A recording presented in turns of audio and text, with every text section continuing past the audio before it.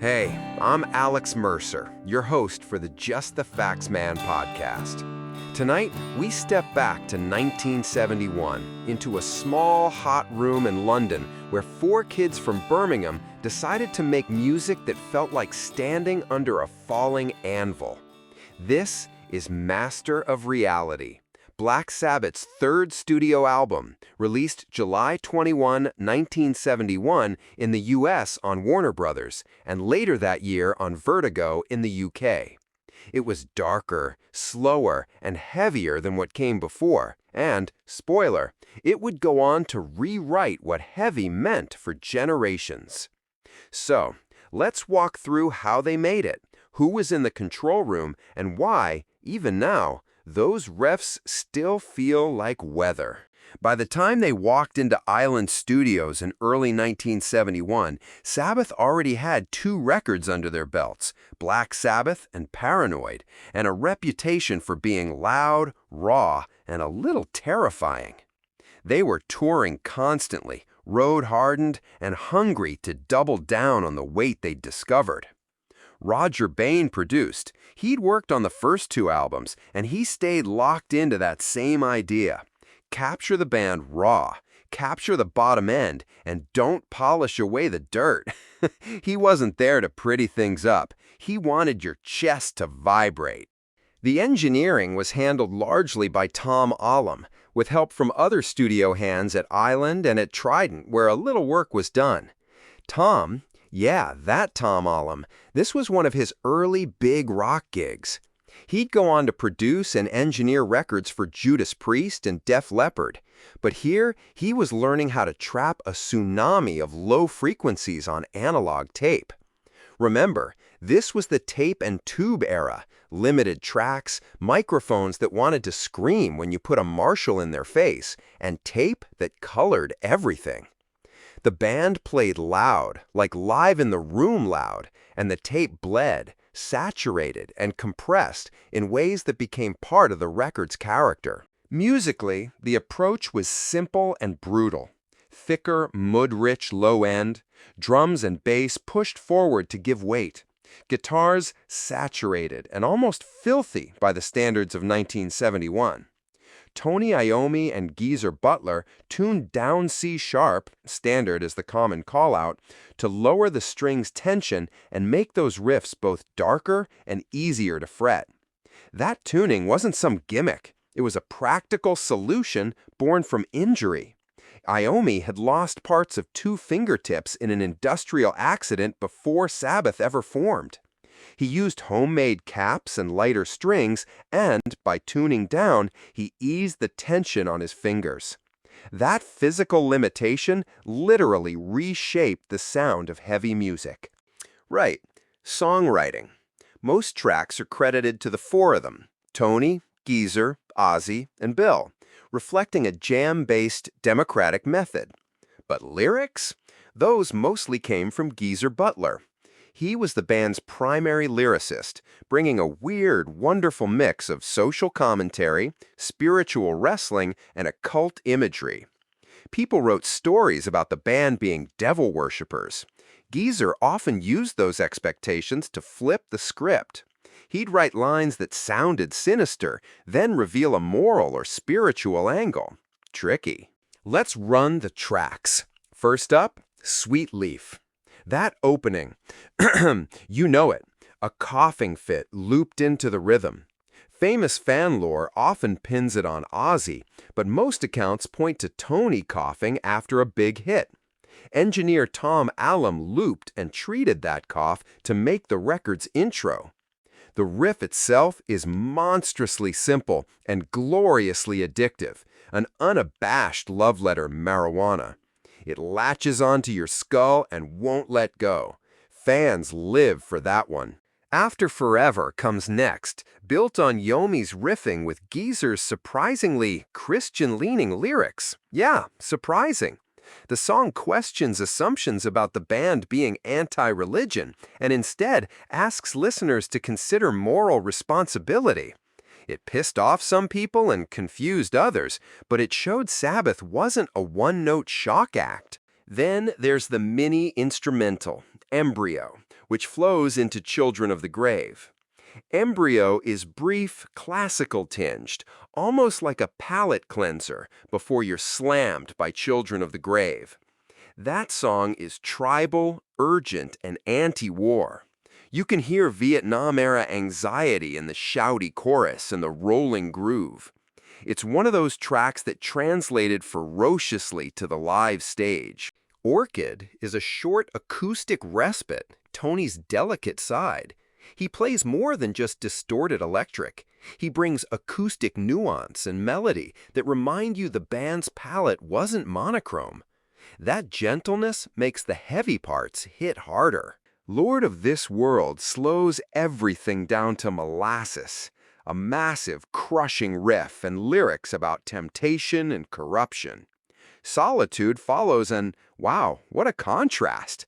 You've got flute, reverb-soaked guitar, and Ozzy singing in a softer, almost hard-on-sleeve way.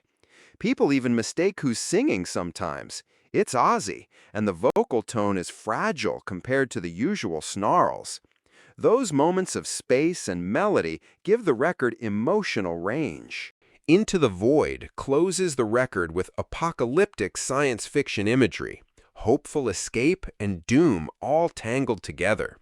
Musically, it's tuned down, slow, and Leviathan heavy. It's one of the tracks that, more than any other, became a blueprint for doom, stoner, and sludge bands who came later. If you trace modern low-end guitar tone back, you'll find a path that runs right through Into the Void. A few studio stories. The down-tuning I already mentioned, Tony's accident, the homemade fingertip protectors, the lighter strings. Those practicalities shaped the music's timbre. The cough on Sweet Leaf, real moment, looped by Alum. Tony also played flute and piano on the album. His multi-instrumental touches, those quiet acoustic parts, the little flourishes, add texture. And then there were the volume wars in the room. The band played so loud mics would clip, tape would flirt with destruction, and engineers had to chase the sound without destroying the take. That pushed a natural saturation and compression into the finished record. Oh, and on the religious imagery, After Forever and other songs complicated the band's image. Some Christian writers at the time used After Forever as evidence the band wasn't anti-Christian. Sabbath themselves liked to toy with expectations. They used dark themes, but often slid moral or spiritual ideas underneath. It made the band interesting to argue about, which, let's be honest, helps your legend. Initial reaction was mixed. Critics at the time often dismissed the album as repetitive or crude. Some felt Sabbath had slowed down too much from Paranoid's urgency. Commercially, though, the record did very well. Top 10 on the US Billboard 200, solid chart placement in the UK, went gold quickly and ultimately reached multi-platinum status in the US. Fans embraced it. The heavy, slower direction became a touchstone for concert set lists. Sweet Leaf, Children of the Grave, Into the Void, they were staples. Legacy-wise, the album's importance only grew. It's now commonly cited as one of the foundational records of doom metal and stoner rock bands, from Sleep to Caius. Even grunge acts like Soundgarden and Nirvana pulled from this tone book. The down-tuned guitars, the weighty low end, the willingness to dwell in slow tempos, that all filtered into so many scenes. Tom Allom's engineering and Roger Bain's production choices helped capture something physical and immediate, music you feel in your bones. So, what's the soul of Master of Reality? For me, it's a record where limitations, physical, technical, and cultural, became strengths. Iommi's injured fingers, the analog tape that ate transients and added glue, the crude production choices that emphasized thump over sheen, all of it conspired to create a sound that felt enormous and very human. The lyrics are darker, and yet often morally curious. The band leaned into expectations and then undermined them. It was sloppy and perfect at the same time. If you listen closely now, you'll hear the fingerprints. The cough loop on Sweet Leaf like a thumbprint to the era. The low-tuned rumble that makes your chest resonate. The small acoustic moments that soften the edges so the heavy parts land with more violence. And you can hear how future bands thought, okay, slower, lower, heavier, that's a language. They borrowed the grammar and wrote new stories. By the way, if you haven't put this record on a decent stereo, do it. Push play and give it 20 minutes. Close your eyes, pay attention to the drums and bass. Bill Ward and Geezer Butler are a big part of why the record feels like a living thing.